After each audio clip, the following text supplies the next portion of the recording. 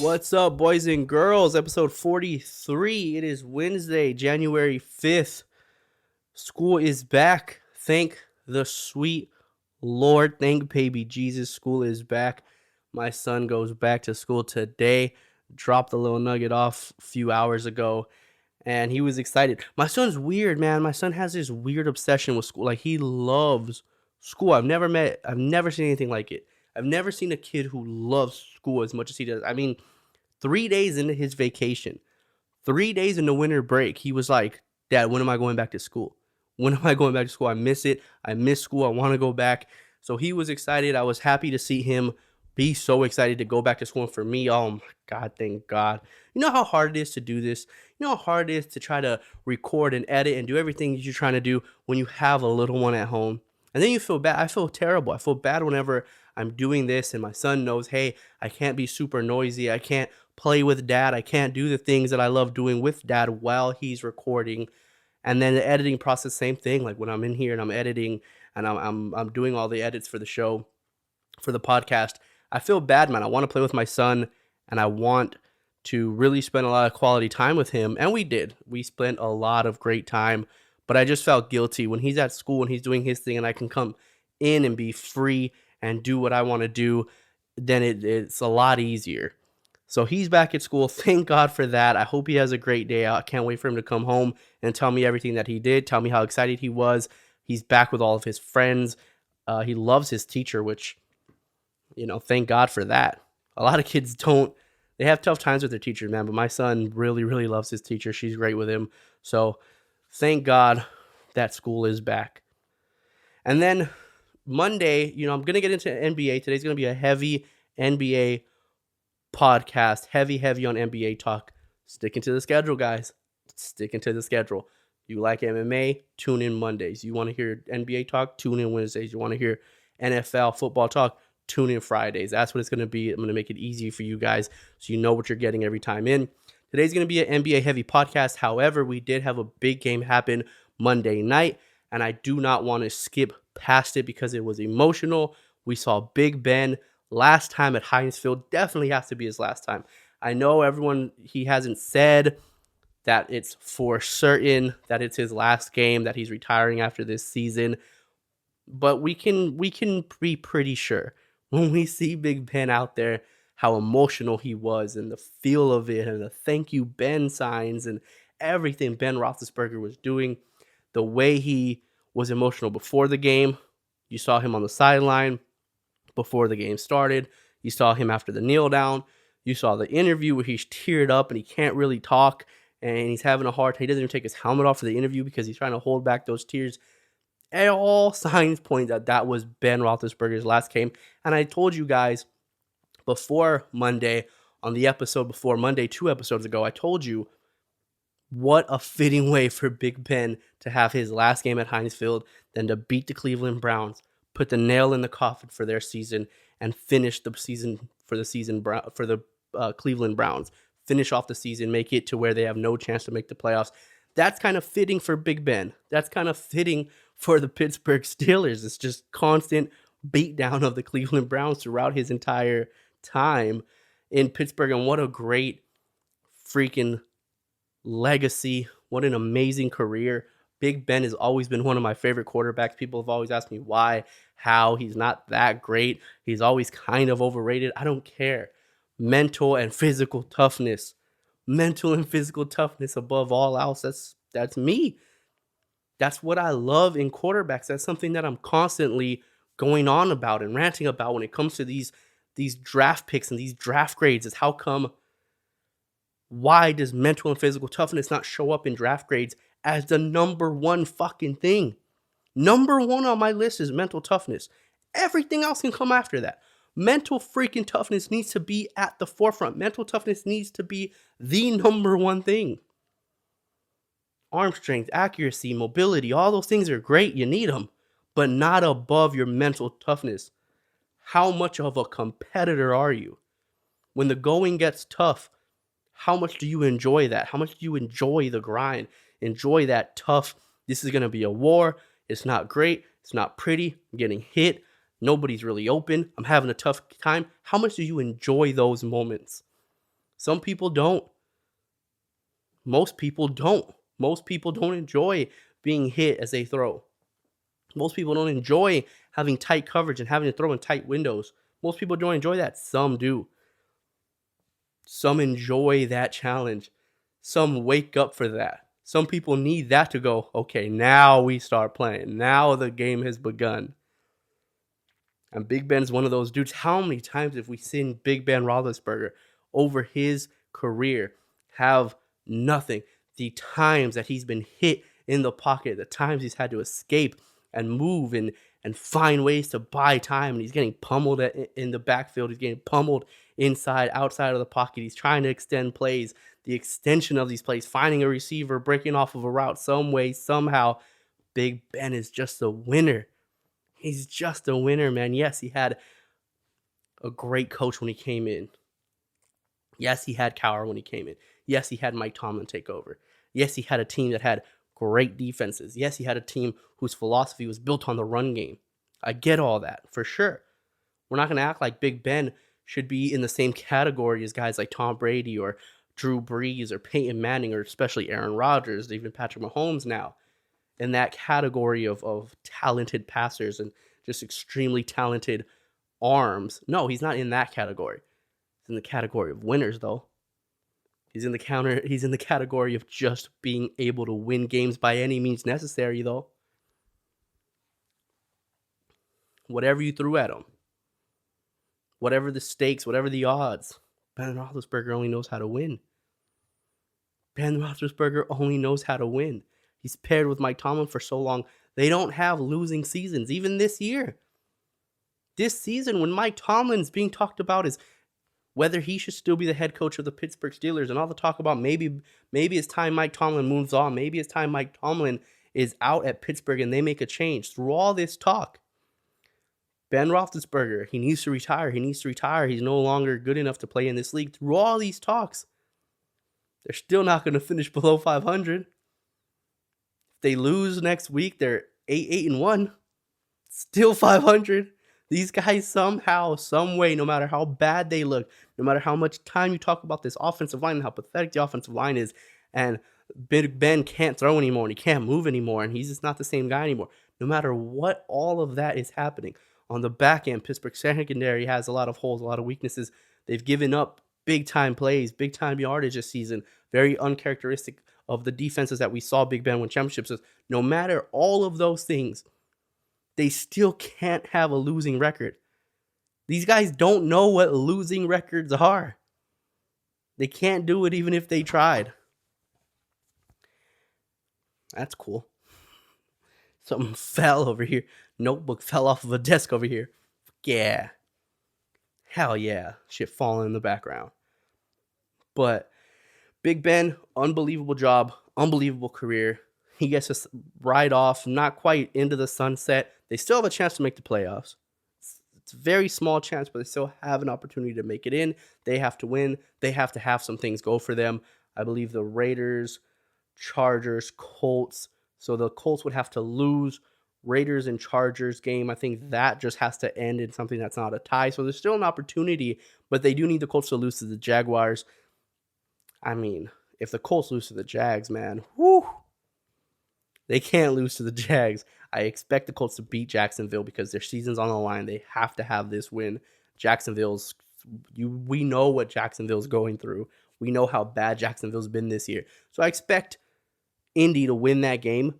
So no, I do not expect Pittsburgh to be in, even with a win for the final game of the season. But oh my goodness, thank you, Big Ben. Thank you, number 7, for everything that you've done.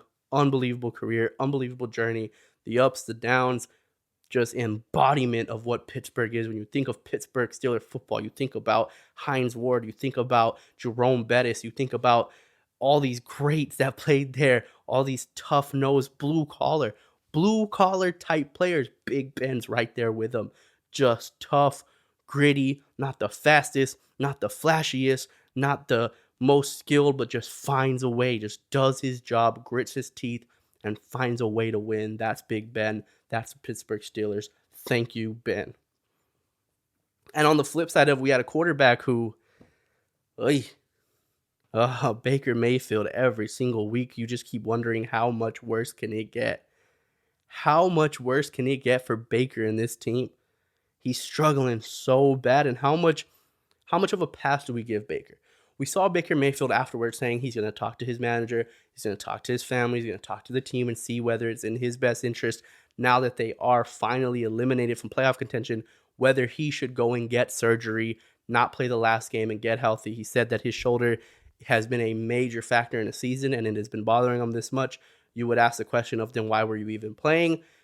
Maybe it was a gamble. Maybe he felt like this is what he needed to do in order to get the contract he deserves. And maybe if I can play on a bum shoulder, if I could play with basically one arm and get us to the playoffs, then that'll increase my value. It'll show teams that I have this toughness, if not Cleveland. I'm not saying Baker's done in Cleveland. I'm not saying Baker doesn't want to stay in Cleveland, but this could be a situation where, hey, at the very end, if Cleveland doesn't want me anymore, that toughness and that grit, what I just talked about with Big Ben, that toughness, that grit, the ability to still somehow find a way to win and still somehow get into the playoffs could land me a really, really big contract somewhere else if Cleveland does not want him anymore. However, that has not happened. Instead, that gamble and that risk to continue to play and to be out there and do it for your team, that risk and that gamble has, in fact, led to terrible performances. I mean, bad performances where his resume, if he doesn't stay in Cleveland, if they don't re-sign him in Cleveland, I don't know where he goes. I don't know what Cleveland does. I don't know what other team wants to take Baker Mayfield in after what he's shown this season. And again, how much of a pass do we give him? It really just depends on how much you're buying into that injury. Do you really feel like his injury was so severe that he should not have been playing but still did? And that with a good rehab and time off and ability to get back, he can become the Baker that we've been expecting. I would say the Baker of old, but he hasn't really given us that year yet, that full season of, oh, okay, this is the number one draft pick. This is the guy that this is the Heisman nominee. This is the guy that everybody thought he was going to be. I had huge hopes. I'm somebody, I will always admit when I'm right and when I'm wrong about quarterbacks. I was right about Jared Goff. I was right about Josh Rosen. I was right about Sam Darnold. I was wrong about Kyler Murray. I thought Kyler Murray was going to be a bust. I thought he was going to be any good. I just didn't like him in Oklahoma. I saw him in a few games, and he has very high turnover rate. Some would say panicky. I would use the term more Superman-ish. Tries to do a little too much sometimes. And I didn't like that in college. So I didn't like Kyler. I was out on him. He proved me wrong. He's actually pretty decent. He's actually pretty good. When he has DeAndre Hopkins, he looks amazing. And I was wrong about Baker Mayfield. I thought Baker was going to be that guy. I thought Baker was going to be, in my opinion, when Baker came out in that draft, I said, this is the guy. When I talk about mental and physical toughness, this is the guy. I love the way Baker played, even when he was at Oklahoma, even though fuck OU till I die. I love the way Baker Mayfield played. I was a fan of the way Baker Mayfield played. I saw someone call Baker Mayfield a sober Johnny Manziel. You may not be wrong. You may not be wrong. Maybe not as athletic. He's definitely not as athletic as Johnny Football was. But in terms of just like the way he wants to play and the way he carries himself and stuff, it's just like if Johnny Manziel was sober, maybe he would have been just like Baker Mayfield. It was hilarious to see that. But Baker is another one of those guys where it's just like, we haven't seen that season yet. We haven't quite seen that season yet. And when we think this might be the year, when we think, okay, here it comes, this is the time. All the issues. Odell's complaining about not getting the ball. He's hurt all season he's playing through the injury. So, for Baker, it's like, what do we do for him now? Everything kind of went downhill. They missed the playoffs after getting to the playoffs last season. It wasn't a building year. This was a regression year. This was a step back. So if you think about Baker getting a big contract, if you think about him getting $30+ million over next however many 4 or 5 seasons, whatever the contract is, you have to be banking on the fact that you are in full belief he shouldn't have been playing this season. that he was banged up, he was hurt, he should have taken time off, that he just made the wrong decision to try to play through it, but you like that he's that tough and he's that committed to a team. You would have to bank on that. Because the flip side is, he wasn't that hurt.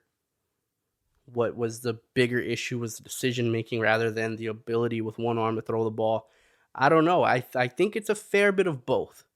Because when I watch Baker play and I look back at the games, it wasn't just he's hurt. Yes, he's hurt. I was able to tell. You're able to tell when you watch him play. When he throws the football, you're able to tell. When he has to turn his hips and put a shoulder into it, you can tell. The balls are skipping into the ground. And then Baker was never these crazy, high accurate, big arm type of guy. But you could tell on certain throws, like, okay, that left shoulder's gone. That left shoulder's dead. When he's running out and he's just looking for a safe place to slide, that shoulder's really, really hurt. You can tell that. But the other thing that was an issue with Baker was the decision making. It wasn't just those things. Baker was also making poor decisions. Terrible throws. Decision-wise, not just accuracy, not just the shoulder bothering him. Decision-wise, it was terrible throws. And a team who has still a really good offensive line, a team who still has really good running backs, who can still run the ball, who focus on running the football. There's a mixture of both, so how do you pay a guy? How do you see him? How do you view him? Going to be very interesting to see who he goes. There's also guys like Aaron Rodgers, Deshaun Watson, Russell Wilson. Where do any of those guys go? Deshaun Watson, interesting enough, he has been back on Instagram being very active. A whole bunch of birthday wishes or New Year's posts, whatever it was. I don't know if it was his girlfriend's birthday or if it was just him posting memories of her for New Year's. I don't care. But he's back on Instagram. Deshaun Watson has been absent on social media for a very long time for the obvious reasons, but he seems like he's back. He's posting a lot more. He has all these posts. He's obviously still with his girlfriend. He's obviously still dealing with the things. But when you see him starting to come out more in a public forum, when you start seeing him come out more on social media and you see the relationship that he still has, then you start wondering like, oh, maybe things are looking up for Deshaun. Maybe it looks like a lot of these stuff is going to be cleared. Maybe we can see him play football next year. And if he does, it ain't going to be for the Houston Texans. It's not going to be for the Houston Texans. So where? We talked about Big Ben leaving.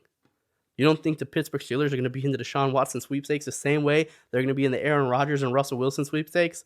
Same way they should be in the Derek Carr sweepstakes? You think Mike Tomlin and them are just going to let's try to get to Kenny Pickett? Try to trade up for Kenny Pickett? Let's take a flyer on Sam Howell? You think that's what Pittsburgh's going to do? You think that's what Mike Tomlin's going to do? A team, a coach who has never had a losing season, that's what he's going to do? No, he's going to take us. Hey, what's it going to take us to get Deshaun Watson? Hey, what's it going to take us to get Aaron Rodgers? What's it going to take us to get Derek Carr? What's it going to take us to get Russell Wilson? That's going to be Mike Tomlin, the Pittsburgh Steelers. They're not going to sit back and just, we'll see what happens. We got to roll with some, what's Andy Dalton up to? No, they're going to go for those big-time names. And so many other teams that can still move around, scramble around. The Seahawks, the teams that I just mentioned that might need a new quarterback. Like the Packers, like the Seahawks, like Cleveland, like the Houston Texans. Where are they going to be at? We assume that Jordan Love's going to just go ahead and take the role for Aaron Rodgers eventually. But is that next season? Is that the year after when Rodgers is finally gone? Does Rodgers just retire as a Green Bay Packer? Very, very interesting.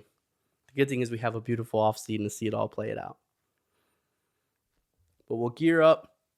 Friday, big-time football show. Last game of the season. We know who's in. We know who's out. We'll talk about all that good stuff. What is still potentially could happen to finish forming and shaping the playoff schedule. We'll get into that Friday. Somebody's having issues with a car. Hopefully you don't hear the screeching. I don't think you can be able to hear it, but I hear it loud as shit. Thanks, guys. Fucking thanks. But we'll get into that stuff Friday. Let's jump over. Time to talk about NBA. Time to talk about some basketball. DeMar DeRozan. Chicago Bulls are on freaking fire. Chicago now number one team in the Eastern Conference. The Chicago Bulls. DeMar DeRozan starting to get MVP chance. People are claiming that he's an MVP worth guy that he's an MVP candidate right now in the season. I get it. Listen, I don't want to burst your bubble if you're Chicago. I don't want to disappoint you guys. But this is DeMar DeRozan.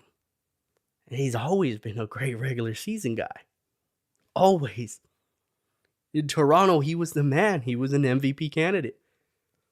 There were a few times where he was an MVP candidate. Now, the one thing I'll give him credit for, I don't think he's ever had a team this talented. He's had a team a little bit more mature. He's played with a guy like Kyle Lowry. He played with a Toronto team that was very mature, that have been around for a while, that had that camaraderie together. Yeah, that. But I don't think he ever played with a team this talented when you talk about Lonzo Ball, when you talk about Zach LaVine,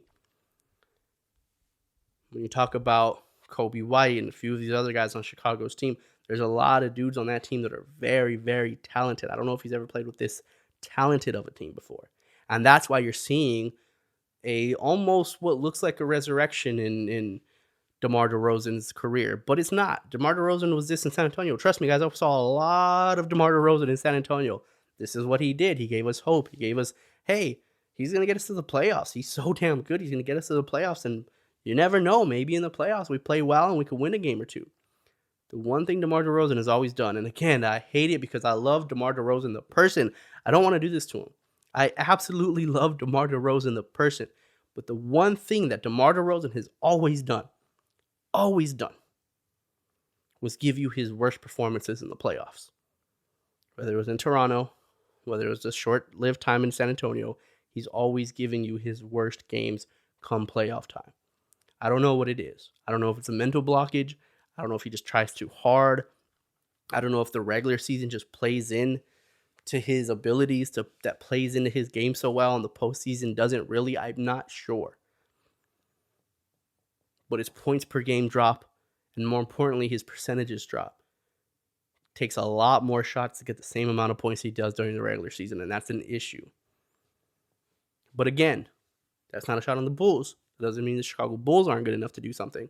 Because again, this might be the most talented team he's ever played with. This might be the most talent DeMar DeRozan has ever had around him. This might be the first time where he's like, hey, even though I am a guy who's starting to get all the credit and I look like the best player on the team, I don't have to be. He could turn to Zach LaVine. He could turn to Lonzo Ball. He can turn to some of these other guys on the team that can help him out and make things easier for him. So it's going to be very interesting to see where he goes. But the Bulls are number one. They're hot. What I'm saying is don't get too high. Don't get too high on DeMar DeRozan. Understand if Chicago Bulls, the game plan is still you need a contribution from a team. This isn't Kevin Durant we're talking about. This isn't Steph Curry we're talking about. This isn't LeBron James we're talking about. This isn't a guy that's going to go to the playoffs and him single-handedly is going to be good enough where all you need is a little bit of chip in. You just need someone else to help him out. That's not what's going to happen. In order for the Chicago Bulls to prove that they're the best team in the East, in order for them to move to an Eastern Conference Finals potentially, they need DeMar DeRozan to not have to take over. They need him to not have to be the best player on the team. If anything, I would say come playoff time, in order for the Bulls to move on, to really advance, to really threaten towards an NBA Finals, or like I said, an Eastern Conference Championship at the very least, they would need DeMar DeRozan to be the second best player on the team. They need Zach LaVine to show that he's the best player on the team. That's what they would need in the playoffs. For now, cool, straight. This is awesome. DeMar DeRozan is doing what the Lakers hoped Russell Westbrook would do. Carry us through the regular season. Be such a big regular season player that they carry us through it. And when we come playoff time, then we start letting other guys take over. That was the Lakers' plan. Let Russell Westbrook carry us through these games when LeBron misses a few games, when he needs a few days to rest, when AD has however many injuries AD is going to have, and he has to miss a few games. Russell Westbrook can carry us through the regular season. We get to the playoffs. We're healthy. Here we go. The game runs through LeBron and AD. Russell Westbrook, you get to pitch in and do your thing when you can. That was the plan. That was the hope. That's kind of what Chicago's doing. DeMar DeRozan's getting them through everything. Lonzo Ball misses a few games, don't worry about it. If LaVine misses a few games, don't worry about it. They all kind of take turns, but DeMar DeRozan has been the best player on the team thus far. But I'm telling you guys, don't drink from that water. Do not drink the Kool-Aid. Do not buy that ticket of the DeMar DeRozan the guy. DeMar DeRozan's an MVP. Don't buy that, guys. I promise you. He will disappoint you in the playoffs. You have to have Zach LaVine, Lonzo Ball, and the rest of this team, the rest of the supporting cast. You need them to take over and DeMar DeRozan to just be a high-efficient player. 15 shots a game. That's all he really needs come playoff time. And the guy who I am high on, a guy who I am big time high on, John Morant does it again. I've been clamoring about John. I'm telling you, everything's up. Everything's up for John Morant. Career highs across the board. Points per game, field goal percentage, 3-point percentage, free throw percentage. Everything's up for Ja. Everything. And he does it again, 118-104 over the Nets. They get the win. The Grizzlies do 36-8-6 for John Morant in that game. Now they're 3 games back from the number 3 seed, 5.5 games back from the number 1 seed in the West. I don't see them getting either. We have the Suns, the Warriors, and the Jazz in the top 3 teams. I don't see the Grizzlies being able to overtake any of them, but if he can keep them at number 4, if he can get the Grizzlies to have a home playoff game, how is John Morant not in MVP conversations? I haven't seen anybody talking about it. I hear the DeMar DeRozan. Obviously, we have the KDs and the Giannis and the Steph. We have all that. We get that. But why are we not talking more about John Morant? It doesn't make any sense that we're not talking more about John Morant. The stretch of this last maybe 2-3 weeks, this stretch of games over the last month, maybe half a month, has been absurd. Especially his last 5 games have been crazy. It seems like now he's starting to catch the groove. It seems like now he's starting to realize it. It's starting to click in his mind. Holy shit. I might be the best point guard in the league. I might be the best.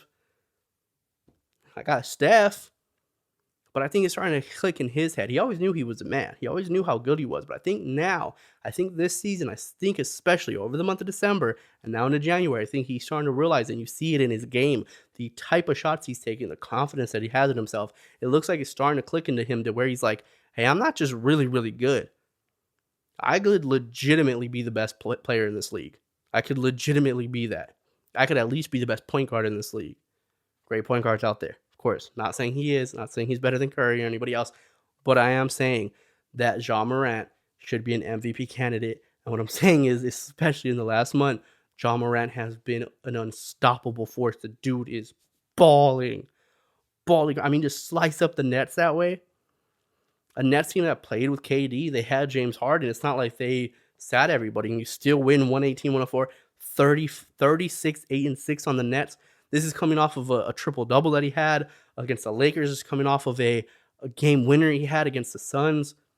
The dude's balling right now. John Morant needs all the credit, all the flowers. John Morant's the fucking man. Please put him in your MVP conversations if you do not have him there already. Has to be. 100% has to be. I'm not saying he's the MVP of the league right now. What I'm saying is you have to put him in the conversations, especially the trajectory of his play over the last month. Incredible. And there's a few teams that need to shake things up.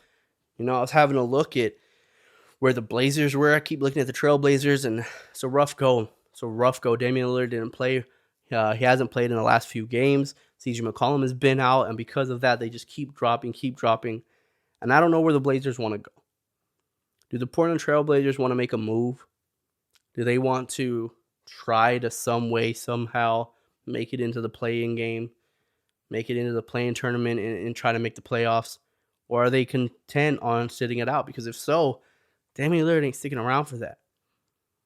I don't know if the Blazers are in tank mode with Damian Lillard on the brink of being out of there. I don't know if that's where you want to go with him.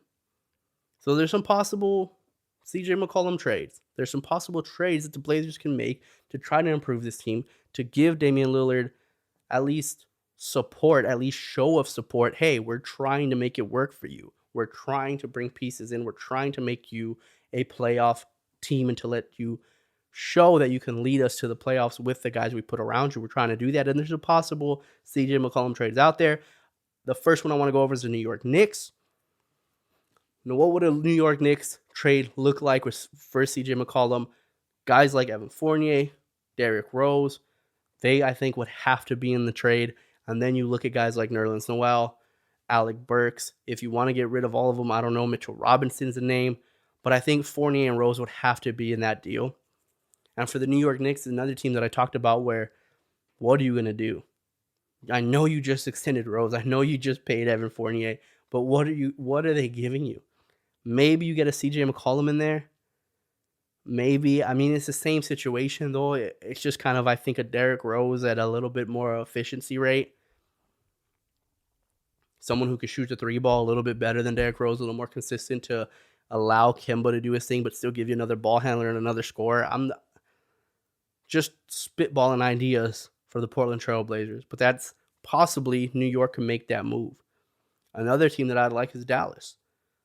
Dallas Mavericks would definitely improve by having a guy like CJ McCollum on the team to go along with Luka Doncic and to give them another ball handler whenever Luka's on the bench, or in this case, this season when Luka's been out of the lineup for a few games. Get a guy like CJ McCollum in, have him work out. Now, what would a trade like the Mavericks look like? I think Tim Hardaway Jr. would have to be involved. There's guys like Reggie Bullock, Dwight Powell, Darian Finney-Smith, Maxi Kleber. I think Tim Hardaway Jr. and maybe one of those other guys that I mentioned. Maybe Reggie Bullock would be a little too rich. Maybe a Finney-Smith and a Maxi Kleber.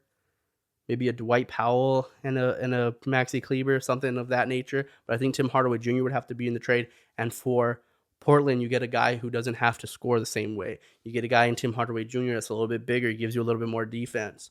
3-and-D type of guy. Now you have somebody that can guard the twos. That's a big issue. Even when McCollum's there, is who guards the team's best perimeter player. Damian Lillard's not some stopper. He's not some clamp god. And neither is CJ McCollum. So because they both score in very similar fashions and because neither one of them can guard a 6'6" perimeter threat, that's what they needed. That's what they've been needing to do, is move on from CJ McCollum. Maybe you go to the Mavericks. Maybe the 76ers. Ben Simmons. I mean, Jesus, how long is this going to take, man? How long is this going to take? Ben Simmons, CJ McCollum. Obviously, the Blazers would have to give up more in that situation. I gave you a couple with the Knicks and Mavericks. I gave you a couple scenarios where those teams would have to give up multiple. It's kind of multiple guys coming over to help build a stronger, just a more depth in that Portland Trailblazers team and kind of a difference in play style rather than a better player than CJ. I'm not saying you're going to get a better player than CJ McCollum.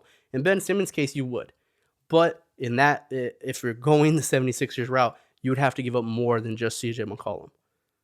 You would have to look at guys like Larry Nance Jr., Tony Snell, Anthony Simmons. You would have to put something else in that package in order to get a Ben Simmons.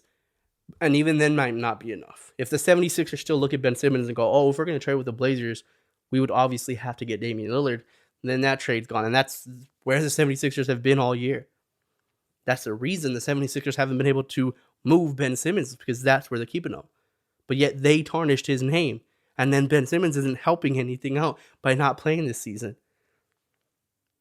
But that's where they would have to go. That would be a perfect hand and glove fit for both, I think. You bring CJ McCollum in there. Yes, very similar to Seth Curry, but a little bit different. At least it's another scorer, another perimeter threat. Isn't that the biggest issue? You don't have enough perimeter threat, so add another one. Why not add another Seth Curry, like a guy who, different than Seth Curry, can get his own shot at any given time. Seth Curry's more off screens and off ball screens, coming off of screens. CJ can just isolate at times. CJ can just take people off the dribble, get to different spots on the court, still finish inside. And if you compare it with a Larry Nance Jr. or somebody of that situation as your little, maybe give you another lanky wing guy that can play defense and finish around the rim. I'm just saying the Sixers are going to have to move on from Ben Simmons at some point. At some point, you're going to have to realize that you yourself as an organization and Ben Simmons as an individual have both played your part in diminishing him, diminishing his value of the team. And you're going to have to come to a realization that, hey, his value is no longer what we think it is or what we think it should be. His value has now dropped, and because of us and because of him collectively, right? It was a partnership in lowering his value. You have to just understand that and move on from him at some point. I don't know if this, do we think that Ben Simmons is going to walk in one day with tears in his eyes and say, you know what, I'm sorry for everything. This entire time I've been gone, I've been working on my three, and I'm a much better three-point shooter, and all I want to do is be a Sixer for the rest of my life. Do you think that's going to happen? He's not going to play for you anymore. Trade him, get rid of him. A CJ McCollum would be good, and at the very least, if for nothing else, you get rid of that contract. That crazy fucking contract, you get rid of it. And for Portland, yes, it's a crazy contract. Yes, I talked about he can't shoot threes, he can't do it. What else are you getting in Portland? You think Giannis is going to say, hey, I really want to live in Portland one day? You think KD or LeBron or Steph or any of these guys are going to say, hey, I want to go play with Damian Lillard in Portland one day? It's not going to happen. Maybe if you give him Ben Simmons, a guy who would be by far the best defender on that team, that can guard positions 1 through 5, can take a big chunk of that responsibility that Damian Lillard has a ball handler come off. Now Lillard gets to run off of screens. Your offense looks very similar to what the Warriors do with Draymond and Steph Curry. Very similar. I think that team would improve dramatically by having Ben Simmons instead of CJ McCollum on it.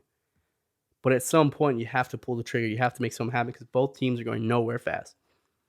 And 76ers is actually still a good team. I'm not going to... It sucks because you just imagine, if they had a confident, willing Ben Simmons, if they had confidence in him, if there was a good marriage between Ben Simmons and Doc Rivers and his organization, maybe who knows what we see from Philly this year, especially the way Joel Embiid's playing, and we'll get to that in a minute.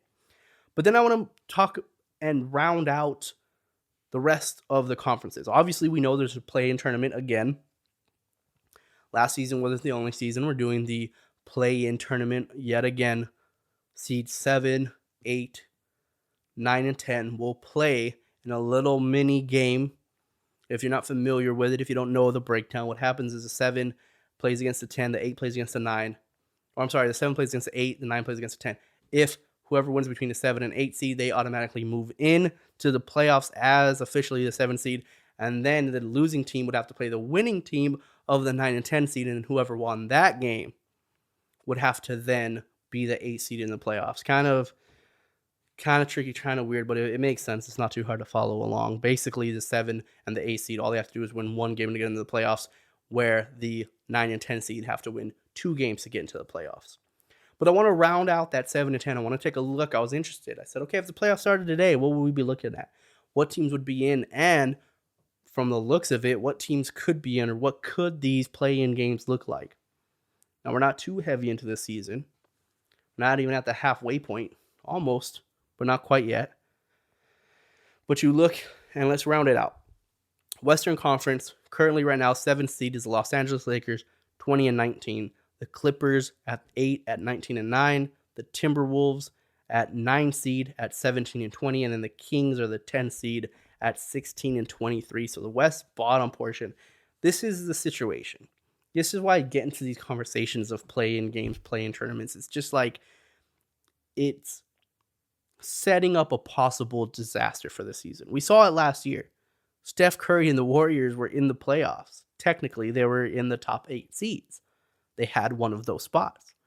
But because of the new play-in tournament, a guy in Steph Curry who should have been the MVP last year, in my opinion, ends up not playing in the play, or ends up not being in the playoffs because he has to play in the play-in game, and they lose, and they don't get in. And now all of a sudden we have to see a guy who is probably the MVP of the league, a guy who's as exciting to watch as Steph Curry, not make the playoffs.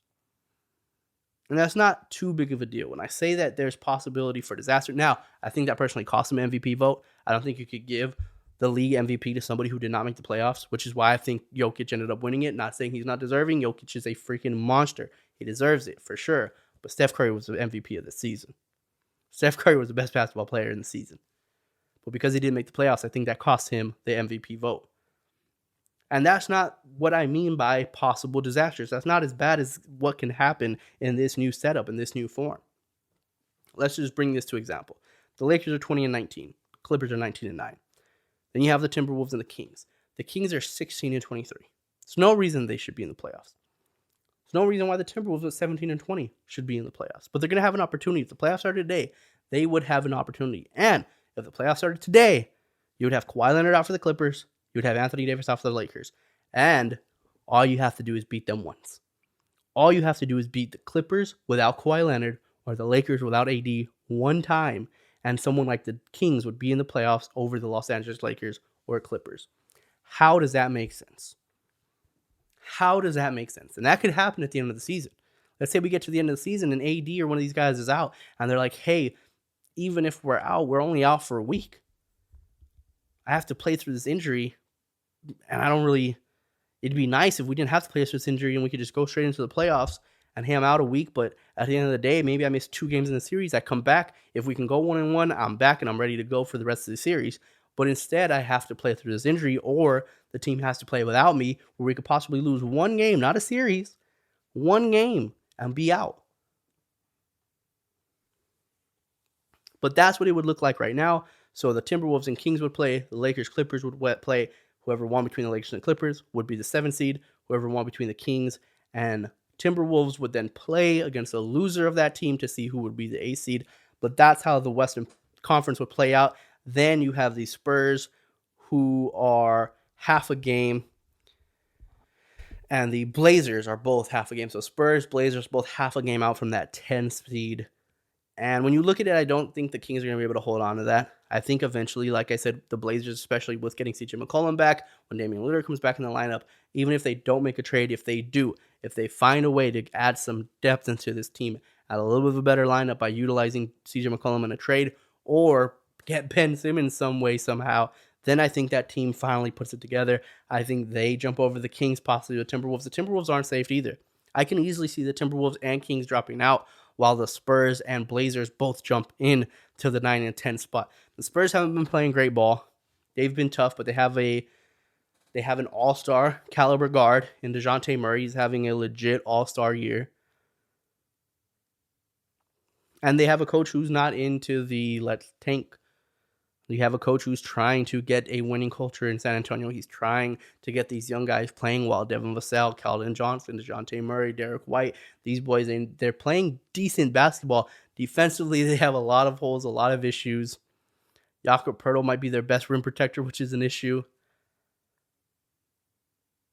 Defensively, they just don't look like the same Spurs. Offensively, they don't swing the ball like the same Spurs. You see the growing pains that Doc is having to do with this team. But it's a team that still wants to find a way. They're not going to be trying to finish the season out at the bottom of the Western Conference. They're going to try to get into that 10 spot. They're going to try to get into the 9 spot. If we could just have a chance to get into the play-in tournament, they're going to try to do it. You see it happen every single year. The year of the bubble, there's no reason the Spurs should have been there, but they found themselves in there somehow. Still have guys like Joshua Primo, who they drafted in the first round last year. Hasn't really made too much of a difference. He's only getting about 13, 14 minutes a game. But I can still see those two teams moving in and taking over for the Timberwolves and Kings just because, again, that Western Conference Finals, once you pass that 8 spot, man, it gets real ugly. It gets real muggy in that 8 to 10 spot. Real ugly. And then we jump to the West. 7 seed right now is the Washington Wizards at 19 and 18. 8 seed is the Hornets at 19 and 19. Raptors 17 and 17, and then the Celtics as a 10 seed at 18 and 19 right now. Teams that are on the outside looking in, the Knicks half a game out, and the Hawks are 1.5 a game out. Again, the Knicks would have to make something else. This is a different issue. When I look at the Eastern Conference, it's a little bit different. The Wizards still have Bradley Beal, still have guys like Kyle Kuzma, still have guys that can still play, and I expect the Wizards, even though they started off hot and kind of got rocky a little bit, I can still imagine the Wizards are going to have one of those play-in spots. When I look at the Hornets, the way they've been playing, LaMelo Ball and all these boys, I still expect them to have a playoff spot. The Raptors, the same thing. The Celtics, the same thing, especially the Boston Celtics. I could see the Celtics moving from 10 to 7, 10 to 8. Or I'm sorry, from 10 to 7 or 6. As very late, 8 easily. Celtics just need to get the damn team together, put a lineup consistently on the floor. All the COVID issues the Celtics have been dealing with, Brown and Tatum and these dudes in and out of the lineup, you imagine that eventually when they have their lineup on the floor, when they can play a stretch of games, they will go on a winning streak. We're just waiting for that to happen.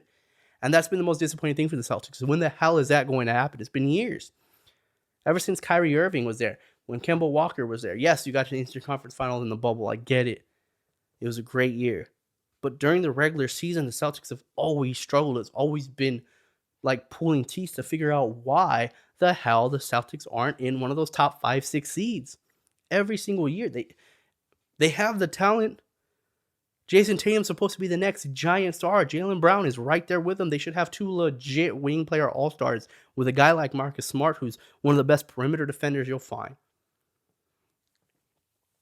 They bring back Al Horford. They have all this talent. Robert Williams looks like an incredible rim protector. He looks like he's going to be a really good center for years to come. But yet, some way, somehow, the Celtics can't figure it out. They just can't get it together. But I still have faith in them. I still think that they'll move in. So that brings issues to teams like the Knicks. The Hawks, I think the Hawks would like to be done. I think they'd like to be, but Trae Young's not going to let them be. Trae Young's so good that he's just not going to let this team fall out of contention, fall into the bottom portion of it, and get themselves a really good draft pick, which I think is what the Hawks would want at this point. But Trae Young's so good, he might fuck around and get them into the 10th spot. That would be the worst case scenario for the Hawks fans. Like, look, man, our season's not going great. We're not a great team this year. Let's just get a high draft pick. Let's come back next year. Steph, Trae Young, we have some moves that we need to make. But he might mess around and get them into the playing game. And for the Knicks, it's an issue because the Knicks, again, unless you're going to make some big move, unless you're going to shake things up, where do you put the Knicks? Where do you put them? Are they better than the Raptors? Are they better than the Celtics? Are they better than the Hornets? Do you figure they'll go on a win streak? They need to have to capture some of that magic that they had last year. Last year, when they went in on that crazy run, when Julius Randle was playing out of his mind, they need to find a way to get back into that style of play in order to get this last push. Well, not last push again. We're not mid-season yet. But in order to get into those spots. And I just don't know if I see the New York Knicks being able to do so. I just don't know if I can see. It's just tough. Celtics, Raptors, Hornets, Wizards. Which team are they better than? Unless there's some injuries that are going to knock these teams out, the Knicks might have spent all that money. The Evan Fournier deal, the Derrick Rose deal, bringing in Kemba Walker and his deal. They might have spent all that money to go from the 4 seed to not making a play-in game. Same old Knicks. Same old Knicks. And with that being said, the teams that are out that I mentioned, you get into some early mock drafts. I was taking a look at some of them. I don't want to get into them too early. Again, it's way too soon to start talking about mock drafts right now. But one thing that is interesting is the Detroit Pistons are so bad again. They're going to be in that lottery. They're going to have a really good shot to get another number 1 pick. And if they do, I would just interested in seeing the pairing with Jabari Smith. Jabari Smith looks like out of Auburn, 6'9", looks like a guy that is going to be the number 1 pick in the draft, or at least all signs point that way. What a crazy year if you would go from Jabari Smith to Cade Cunningham, or Cade Cunningham and Jabari Smith, the other way around. If you can go back-to-back years with number 1 overall picks. Very Cleveland Cavalier-ish of Detroit when LeBron left and they're like, well, just give them number 1 picks. Just give them back-to-back years of number 1 overall picks. But it would pair for a very interesting, or would make for a very interesting pairing with Cade Cunningham and Jabari Smith. Guys like Paolo Banchero from Duke, Chet Holmgren from Gonzaga, 7-foot big man. Very interested where those guys are going to go. Like I said, I mentioned the Pistons, teams like OKC, all these other teams are going to be in that lottery. Some really good rookies coming out, length all over the place. But I would love to see Jabari Smith and Cade Cunningham pair up in Pistons, and that leads me to the rookies now. The rookie standouts. Rookie of the year, early rookie of the year awards. Evan Mobley, 20 points a game, 7 rebounds. Evan Mobley has been amazing for Cleveland, and I talked about Cleveland being one of the better teams in the East this year. Who would ever think Cleveland would be taking the spot of the Knicks? I mean, Cleveland and the Knicks basically just flip positions. They just flip spots of where they were at last year. Who would ever think that would happen? But they've been balling out, and Evan Mobley has been a big reason why. Evan Mobley looks like he's going to be a really good player for a long time. He's been the best rookie, in my opinion, this year. Not Cade Cunningham, not Jalen Green, not some of these other guys that we expected. No, it has been Evan Mobley. Franz Wagner has been balling out for the Magic. 23 points a game. Definitely more scoring. 50% from the 3-point line this year. He's been great. Herbert Jones from the Pelicans have been great. We know why Herbert Jones has been getting so much run. Thank you, Zion. Jalen Green from Houston, I mentioned him. He's still been good this year. Aaron Wiggins, Josh Giddey. Josh Giddey just became the youngest player in NBA history to get a triple-double. That was previously held by LaMelo Ball. Now it's Josh Giddey of OKC, and things are looking up for OKC. They still have Shai Gilgeous-Alexander. They add in Aaron Wiggins and Josh Giddey, who have both been very promising players this year as rookies. Both of them look like they were great draft picks.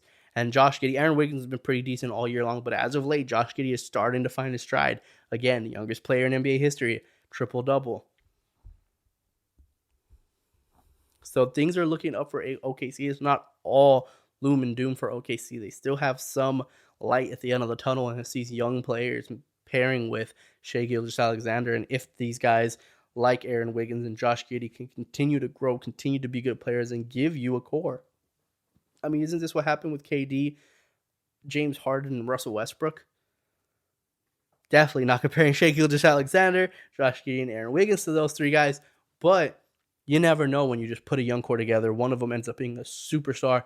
The other two, all of a sudden the work ethic and everything just kind of comes together, but at least it can give you a good core. At least it can give you a good foundation on where to build your team from. And this was the whole point, right? This is what you get back in return for moving on from a guy like Russell Westbrook, moving on from a guy like James Harden. Eventually, you expect some of these draft picks to hit. You eventually expect some of these guys to come and flourish and build a young nucleus with a lot of talent. The Celtics were able to do it from the Brooklyn Nets trade. This is the key. And OKC, even though the season is not looking good, even though they're very far away from any type of playoff contention, they look like they're going to be in the lottery again. Fuck it. Add another really good draft pick to your roster and continue to build a young core. And speaking of Cade Cunningham, he's missed a bit of time. 26 total games he's played this year, averaging 15, 6, and 5. So not a bad season at all so far. Not a bad rookie showing for Cade Cunningham. You see the talent level. He just hasn't been able to get in rhythm. He just played a few days ago. He played on Monday after missing 4 games. He had 19-7 in that game. So Cade Cunningham's showing some promise. You can see when Cade Cunningham plays, like, okay, this guy there's reason why he was a number 1 pick in the draft. Yes, I mentioned Evan Mobley and how good he's been for Cleveland, but Evan Mobley's playing with a lot of better players. He's playing with guys that can really set him up.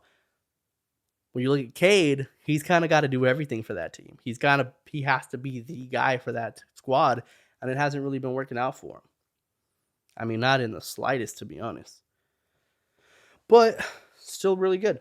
Still a really good rookie season for Cade Cunningham. I expect him to be a lot better. Hopefully, he can get an uptick and he can get string together consecutive games, and we can see him in the kind of middle part of this stretch start ramping it up, and then hopefully the final part of the season for the Pistons, he can really ramp up and become the player that we expected him to be and look like the best player in the best player in the draft, because right now, like I said, Evan Mobley has been that guy. And if I'm going to talk about early Rookie of the Year candidates, might as well talk about early MVP race, because I was just ranting and raving about John Moran. You heard me talk about DeMar DeRozan, but there's some other notable names. Obviously, Giannis might be sitting right there at the top of the heap. Kevin Durant, Steph Curry, and a guy that doesn't get enough talk about is Joel Embiid. Joel Embiid, it is at times. Now, this is why you would pick Jokic over Embiid, because it's the consistency. Jokic doesn't miss many games. He's not very injury prone the way Embiid is. You don't have to worry too much about how many games per season Jokic is going to play compared to Joel Embiid. But at times, when Joel Embiid's at his best, again, I'm going to say this in a way that you can understand what I'm saying here. When Joel Embiid is at his best, when he is healthy and he is playing his best basketball, he's the best big in the game. He's the best center in the NBA. Yes, over Jokic. Yeah. Yes. I know you're looking at me. No way. Jokic is the MVP. Jokic was the MVP last year. There's no way he's better. Jokic should do more. He sets guys up. He's a point center, for God's sake. He'll grab a rebound, run the floor, set dudes up. I get that. Joel Embiid is dominant. He is unguardably dominant. The amount of moves Joel Embiid has, the way he has, I talked about it last Wednesday, the moves he has in the post.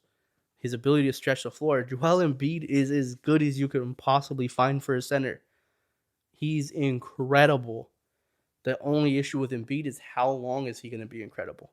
How many games is he going to miss? You expect at some point for the remainder of the season, he's going to miss a stretch of games. How healthy is he going to be go into the playoffs? Those are the big concerns. Those are the big issues for Embiid. But when you watch him play, when you could just watch a Sixers game, I promise you, if you think I'm lying, do it. Do what I'm telling you. Go watch the Sixers play. Look at the lineup. Oh, Embiid's playing. Cool. Go watch it.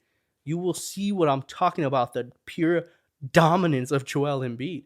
We go, holy shit, this guy cannot be guarded by anybody. No, there's no one that can guard him.